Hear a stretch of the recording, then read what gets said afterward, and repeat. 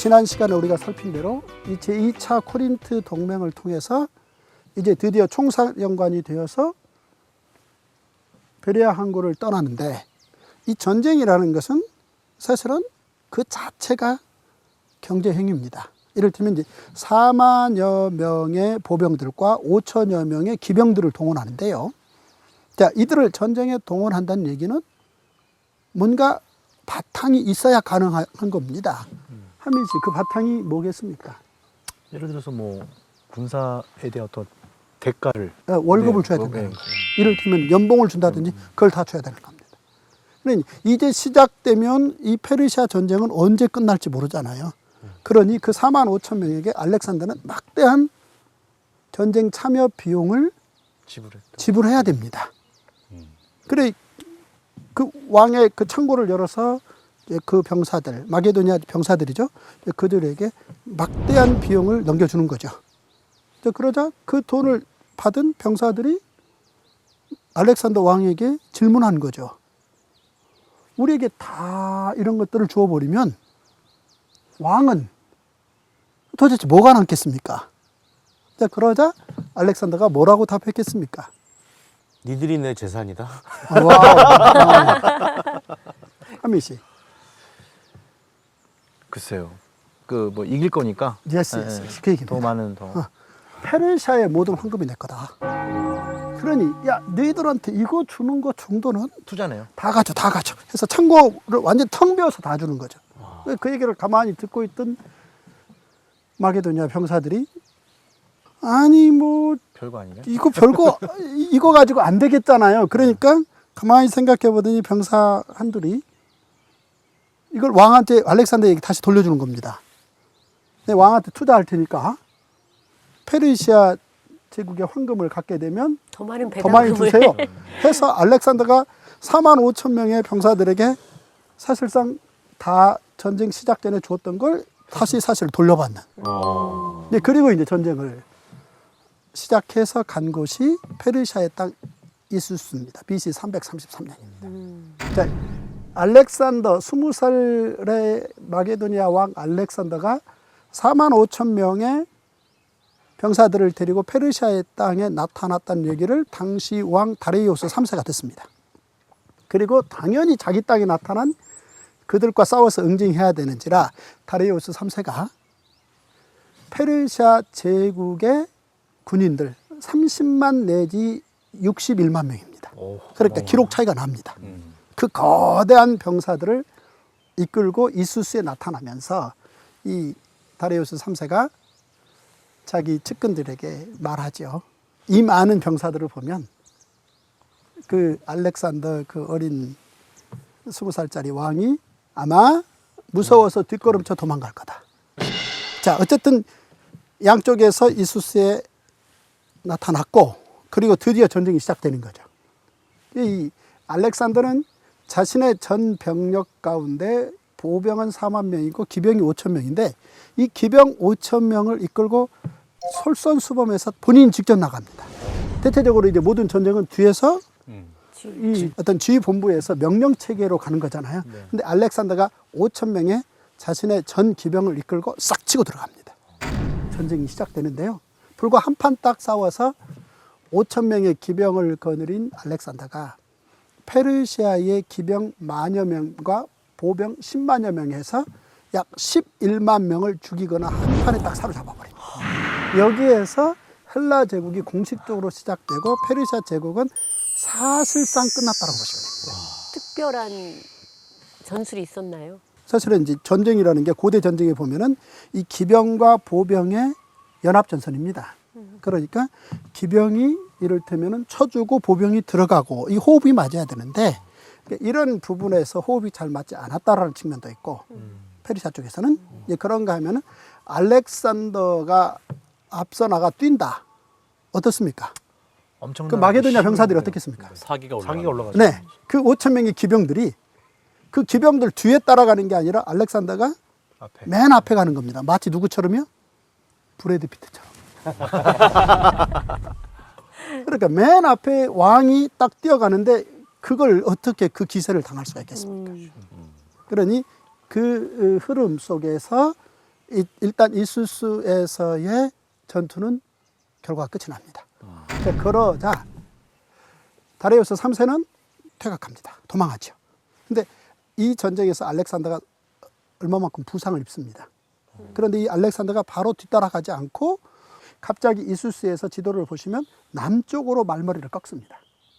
그리고 남쪽을 정복해 내려옵니다. 그 남쪽 전체가 다 사실은 페르시아 제국의 땅이었지만 딱 내려와서 첫 번째 만난 곳이 두로인데요. 페니키아 지역입니다. 이게 페니키아라는 말 들어보셨잖아요. 그래, 예를 들면 성경에 보면 두로와 시돈이라는 말 들어보셨죠.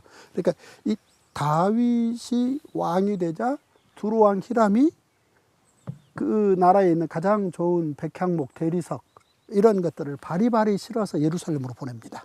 왜냐하면 새로운 어떤 국제 질서를 이끌 리더로서 다윗이 등극했다라는 것을 두로 왕 히람이 본 거죠. 이 사람은 세계에 돌아가는 정보를 빨리 아는 나라입니다. 왜냐하면 그들은 지중해 전체를 지배하는 해상 세력의 센터이기 때문입니다. 알렉산더가 말머리를 딱 꺾어서 남쪽으로 내려오자 페니키아의 다른 모든 나라들은 기다렸다는 듯이 황금관을 미리 만듭니다. 미리 만들고 길목에서 기다리고 있다가 알렉산더가 오니까 딱 바칩니다.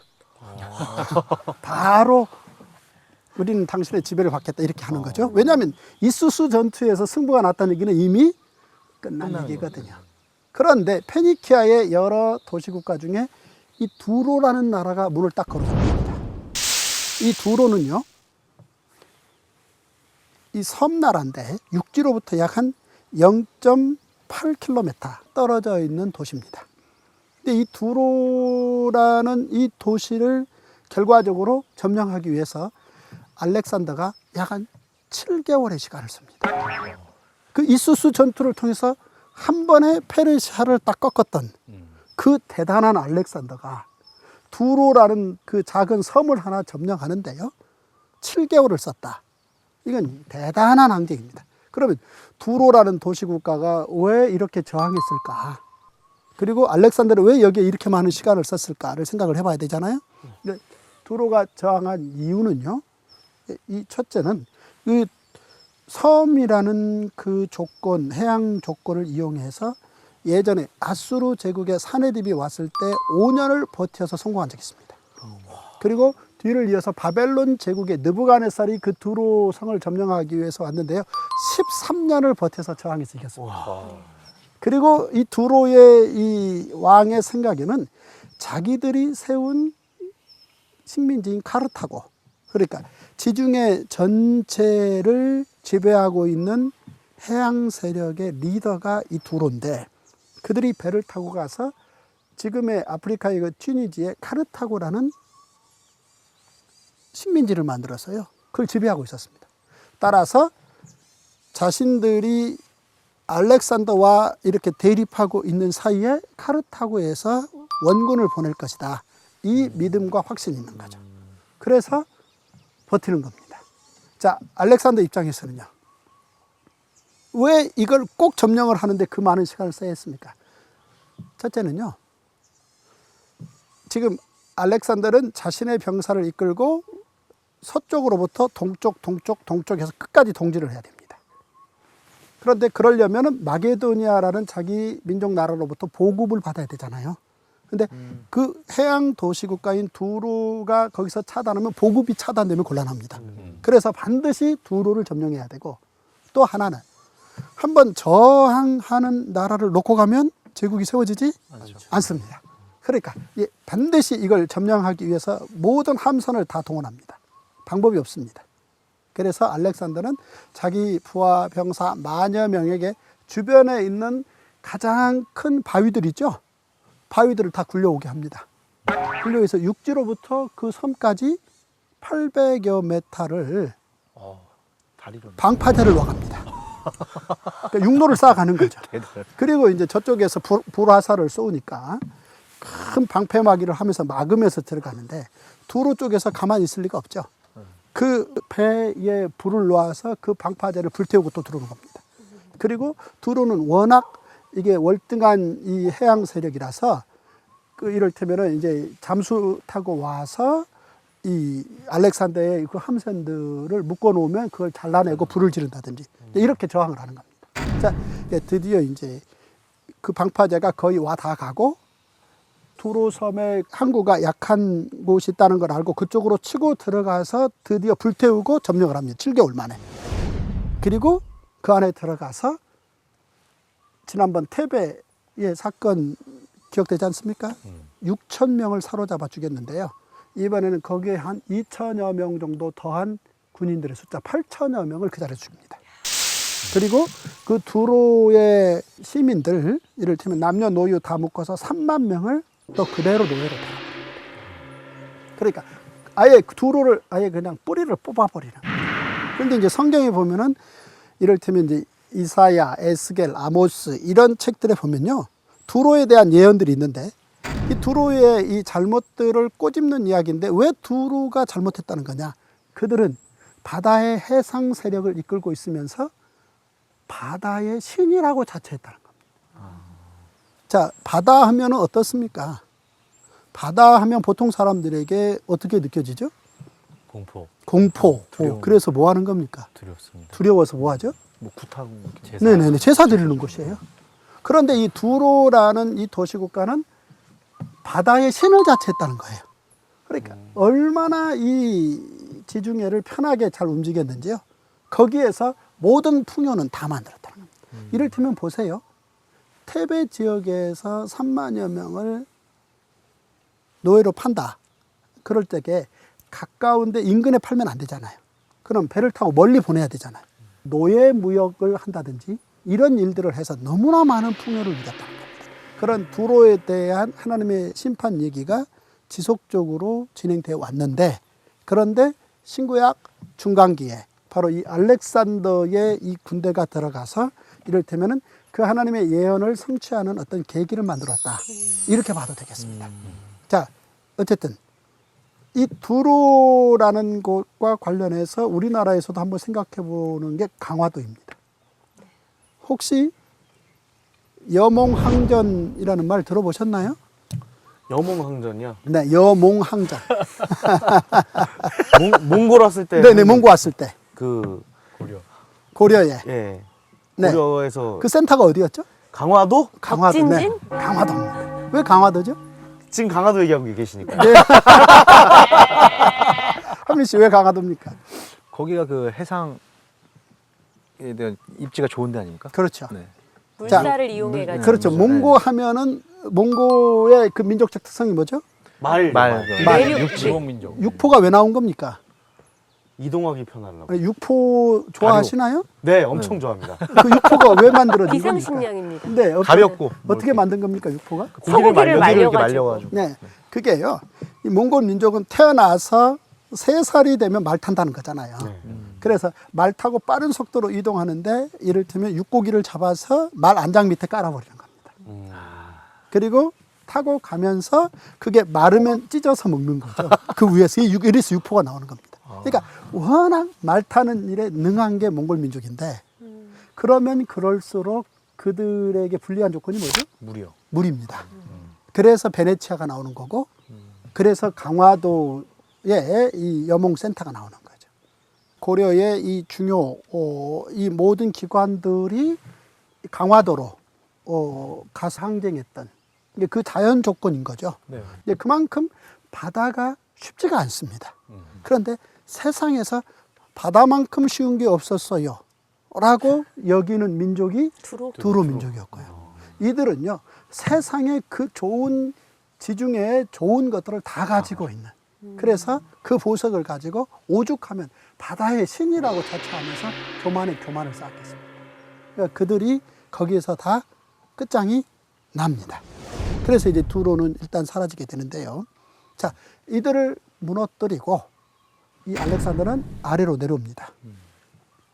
다음 차례가 예루살렘이거든요. 예루살렘은 그동안 오랫동안 페르시아를 섬겨왔다가 그러니까 대략 약 한 200년 가까이 섬겨왔잖아요. 바로 알렉산더가 오자 어서 오십시오 해서 문 엽니다. 그래서 유다 예루살렘은 헬라로 바로 소유주가 바뀝니다. 그리고 이제 알렉산더는 더 원하는 데까지 내려가죠. 남쪽에 원하는 끝이 이집트입니다. 이집트를 점령을 하죠. 점령을 하고 아주 독특한 하나의 일을 꾸리는데요. 이집트의 가장 특기할 만한 놀라운 자연 혜택이 뭡니까, 원구 씨? 뭐래요? 햇빛. 나이가 나일강이잖아요. 아이! 오늘은 영 저 아프리카의 그 빅토리아 호수에서 시작되는, 그래서 끊임없이 나일강이 이집트의 풍요를 가져오잖아요. 그러다가 그 나일강이 끝내 어디에서 끝이 납니까? 지중해로 빠집니다. 그런데 그 나일강이 끝내 흘러서 지중해로 빠질 때 어떤 한 곳으로 쫙 빠지는 게 아니라 이를테면은 쭉 퍼져서 빠지죠. 이게 델타 삼각주라고 그러잖아요. 그 지역이 아주 풍요로운, 풍요의 끝이라고 봐도 과언이 아닐 정도로 풍요로운 곳인데요. 알렉산더는 그곳을 지목하고 그곳에 도시를 하나 세웁니다. 큰 도시를 세우고요. 그 도시 이름을 자기 이름을 따서 알렉산드리아라고 이름을 붙입니다. 그러니까 이후에 보면 이제 세계 역사에 어떤 사람의 이름을 따서 도시 이름을 만드는 경우가 있잖아요. 이게 사실은 이 일은 알렉산더의 아버지 필리포스 2세가 먼저 시작했거든요. 마게도니아 지역에서 금광이 발견되어서요. 너무 횡재한 거예요. 사실은 이게 필리포스 2세가 마게도니아에 군사를 일으키는 어떤 자원이 된 건데요. 이게 너무 좋아서 그곳을 자기 이름을 붙여서 필리포라고 지은 거죠. 이게 사도 바울이 처음 마게도니아로 전도하러 갔던 빌립보잖아요. 그리 이제 빌립보서라는 성경의 책 이름도 한번 나오는데요. 자, 그러자 알렉산더는 이제 이집트를 점령하고 델타 삼각주 지역에 알렉산드리아라는 거대한 도시를 만들어서 자기 이름을 갖다 붙입니다. 그리고 특기할 만한 놀라운 사실은 그곳에 세상이 부러워할 만한 하나의 건축물을 세웠는데요. 무엇을 위한 건축물이었을 거라고 짐작하십니까, 원구 씨? 알렉산더를 위한. 사랑하는 여인을 위한. 도서관 세운 거. 도서관. 정말 이게 제가 거리가 그렇게 멀어서. 중요한 겁니다. 이게. 왜냐하면 이게 이제 알렉산더와 헬라 제국과 헬레니즘 이런 부분들을 이제 연결시켜 놓는. 왜냐하면 이 알렉산더는 이집트를 점령을 하고 그 델타 삼각주 지역에 알렉산드리아라는 도시를 세우는데 이 도시를 세우는 전반적인 모든 프로젝트는 그리스 민족들이 와서 합니다. 그러니까 그리스 민족 하면은 우리가 지난 시간에 공부했습니다마는 페리클레스가 무슨 신전을 세웠다고 그랬죠? 파르테논 신전 세웠다 그랬잖아요. 그 흔적이 아직도 남아 있잖아요. 그러니까 건축술의 대가들입니다.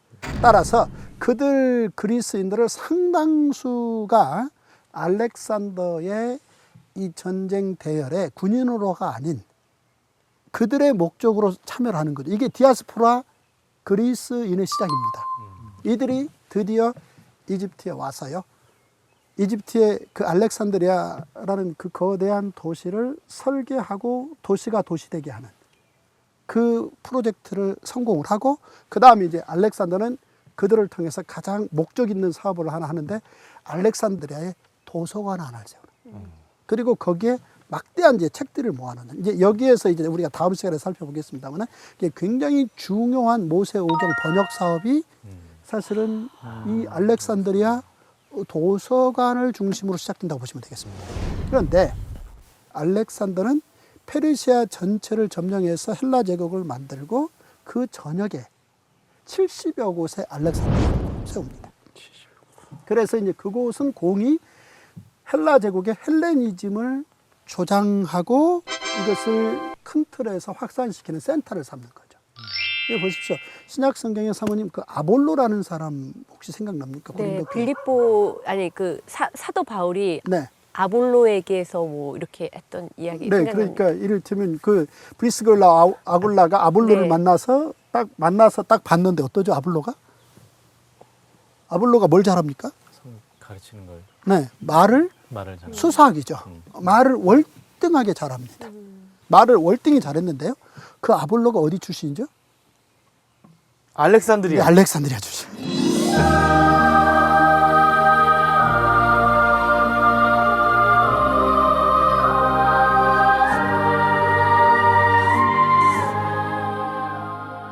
어쨌든 알렉산더는 이렇게 이집트를 점령하고 난 후 이제 말머리를 돌려서 도망간 페르시아의 다리우스 3세를 쫓아갑니다. 이제 가서 최종적으로 맞닥뜨린 곳이 가우가멜라 전투입니다. 이 가우가멜라 전투에서 결론부터 말씀드리면 이제 페르시아 제국의 200년의 역사는 여기서 종료가 되고 여기에서 다리우스 3세는 완전히 패하게 되는데요. 자, 페르시아의 다리우스 3세 입장에서는 여기에서 최선을 다해서 거의 마지막 싸움을 싸우는 겁니다. 절대 얕보지 않는 거죠. 그런데 알렉산더의 군대와 페르시아의 군대가 마주된 상태에서 페르시아 쪽에서 어떤 소문을 듣게 되는군이 야습이라는 걸 알렉산더 쪽에서 진행해 나올 거다. 이런 소문이 돕니다. 이 야습이라는 거는 어렵습니까? 쉽습니까? 어렵습니다. 왜 어렵죠? 보이지 않습니다. 보이지 않습니다. 근데 이게 재미있는 사실은요. 이 정보를 들은 페르시아 쪽에서요. 올 테면 와라 해서요. 그 수만 명이 알렉산더가 오늘 밤에 올지 모른다는 정보를 들은 그날 수만 개의 횃불을 듭니다. 횃불을 딱 들고 그 다음 이제 이 방패를 메고 그 다음에 창을 들고 횃불을 들고 방패 들고 창을 들고 계속 이렇게 치는 거죠. 쿵, 쾅, 올 테면 와라. 그런데 이게 한두 명이 아니고 수만 명이 밤중에 그런다면 장면이 어때요? 멋있을 것 같아요. 장관이죠. 장관입니다. 근데 밤새워 그랬는데 밤새워 안 나타납니다. 알렉산더 쪽에서 소문을 뿌렸는지 어떻는지는 모르는데 결국 안 나타난 겁니다. 그리고 이제 새벽이 되자 페르시아의 그 수많은 군대는 어떠죠? 기진맥진. 이게 눈꺼풀과의 전쟁에서 진 겁니다. 눈꺼풀이 내려오기 시작하는데요. 이 무게를 감당할 수 없는 상황에 처해진 거죠. 이때 새벽에 이제 알렉산더가 유유히 나타나죠. 나타나서 그들을 다 쓸어버립니다. 이게 가우가멜라 전투입니다. 그래서 사실은 여기서 끝나서 페르시아의 군들은 괴멸당하고요. 지극히 소수의 남은 페르시아의 군인들만 데리고 다리우스 3세가 도망하는데요. 도망하다가 같이 도망하던 페르시아의 군인들, 자기들 부하들이 다리우스 3세를 죽입니다. 암살합니다. 그래서 페르시아 제국은 여기에서 이제 군사적으로는 끝나는 거죠.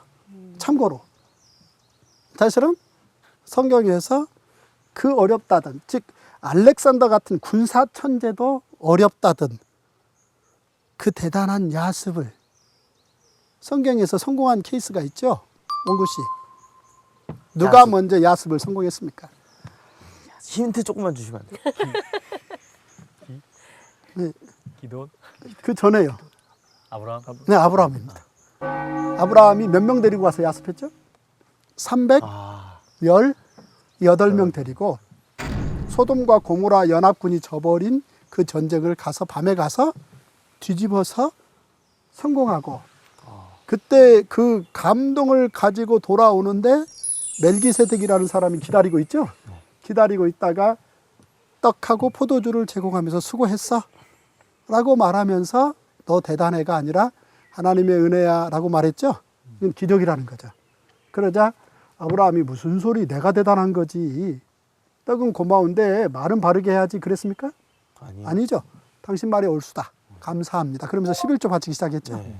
이게 이제 인류 최초의 야습 성공 사건이죠. 그리고 이제 시간이 지나고 또 한 사람 야습 성공한 사람이 누구죠? 기드원. 기돈! 너무 대놓고 말. 근데 기드원이 어땠습니까? 한 3만 2천 명이 참여했죠. 근데 3만 2천 명을 보니까 오합지졸. 2만 2천 명이 싸우겠다고 나섰는데 떨고 있잖아요. 자, 3만 2천 명이 모였는데 그 중에 2만 2천 명이 떨고 있는 이유가 뭐죠, 한미 씨? 뭐죠? 원구 씨. 두려워서. 뭐가 두려워요? 상대방. 네, 상대방이 뭐가 두렵습니까? 평소에 떠는 습관 있습니까? 군인이 아니었나요? 군인들이죠. 자기들이 다 모아놓고 보니까 32,000명 밖에 안 되는 거죠. 상대 숫자는요. 훨씬 더. 그러니까 떤 겁니다. 몇 명이었습니까? 그건 모르죠. 이를테면 32,000명 가지고는 저쪽과 싸워서 질 게 분명하다. 분명하니까 22,000명이 떨고 있었던 거죠. 그래서 22,000명을 빼버리고 10,000명만 남은 거죠. 근데 그 10,000명은 22,000명이 줄었는데도 안 떨죠. 이 대단한 사람들인데요. 그 중에서 9,700명을 빼버리고 300명만 남기죠. 왜요? 야습해야 되니까요. 이 야습은 신중해야 되잖아요. 그래서 기도원의 그 300용사가 횃불 항아리 나팔 들고 밤에 적진 깊숙한 곳에 들어가서 동시에 불을 치켜 들고 항아리를 깨고 나팔을 부는. 그러면 결국은 미디안 쪽은 자중질환이 일어나는 거죠. 이게 사실은 알렉산더 같은 군사 천재도 어렵다던 이 야습 이야기가 성경에는 2번 이렇게 나와 있는 거죠. 어쨌든 가우가밀라 전투에서 페르시아의 다리우스 3세는 전멸당하고 그대로 죽고 끝납니다. 그리고 이제 알렉산더는 페르시아를 점령하고 여기에서 멈추지 않고 페르시아의 국경이 127도로서 굉장히 크고 넓은데요. 거기에서 멈추지 않고 동지를 계속해서 인도의 인더스강까지 옵니다. 거기까지 진군을 더해서 왔는데요. 요는 인더스강 근처에 왔을 때 마게도니아 군인들이 거기에서 더 이상 진군을 거부합니다. 왜죠? 코끼리 때문에. 코끼리 때문에. 와우. 자, 2가지 정도 이유가 있습니다. 이 정도면 재물이 그 이상 다 거쳐지지 않았을까요? 네. 투자금 회수가 뭐. 네, 이게 첫 번째 이유는 향수병 때문입니다. 향수. 그러니까 고향을 떠나온 지 10년 차입니다. 그러니까 고향으로 너무나 많은 재물을 이미 보냈습니다. 하지만 고향에 돌아가고 싶은 거죠. 또 하나는 이 마게도니아와 인더스강 근처에는 기후가 다릅니다. 덥죠. 그래서 그 인근 지역에서 발생하는 일종의 풍토병에 마게도니아 병사들이 시달리게 되는 거죠. 이제 이 2가지를 기반으로 마게도니아의 군인들이 더 이상 전진을 거부하게 되죠. 그래서 알렉산더는 거기에서 멈춥니다. 그러니까 멈추고 이제 페르시아의 진영으로 와서 그곳에서 결국 알렉산더는 32살의 나이에 BC 322년에 열병으로 죽었다라는 설이 있습니다. 근데 죽음의 결과를 놓고 사실은 아직 의견이 분분합니다. 그러니까 어떻게 죽었는지 명확하지 않습니다. 어쨌든 알렉산더는 이렇게 20살 초반의 나이에 시작해서 불과 10여 년 만에 그의 나이 32살에 페르시아 제국을 갈아엎고 거대한 헬라 왕국을 세우고 난 후 그는 죽습니다. 죽자 그가 처음 이 원정을 시작할 때 등장시켰던 아주 핵심 측근 장수들, 월등한 장수들이 몇 명 있는데요. 그 장수들이 알렉산더가 죽자 거기에서 이합집사를 통해서 제대로 한 3명 정도가 알렉산더가 세운 그 거대한 헬라 제국을 3등분 조각냅니다. 그리고 10여 년 만에 세워진 헬라 제국은 3등분 조각되어서 시간이 지나가다가 이제 로마로 넘어간다. 이제 이렇게 정리하면 되겠습니다. 자, 푸른 마르고 꽃은 시드나 주의 말씀은 영원하다 그랬는데요. 20대에 큰 역사적인 놀라운 결과물을 남긴 사람이 솔로몬의 제사장 나라입니다. 그리고 또 한 사람은 알렉산더의 헬라 제국입니다. 그런데 솔로몬은 죽으면서 청년 때에 하나님을 기억해야 된다. 이 말을 남겼는데요. 알렉산더는 32살에 죽으면서 2300년이 지난 지금도 풀리지 않는 수수께끼. 어떻게 죽은 거야? 이 의문을 남기고 말았다는 거죠. 자, 이제 다음 시간에는 이 알렉산더가 남긴 이 헬라 제국 속에서 모세 오경이라는 이 율법책이 어떻게 거기에서 존재하는가 이런 이야기를 이어서 살펴보겠습니다. 여기까지입니다.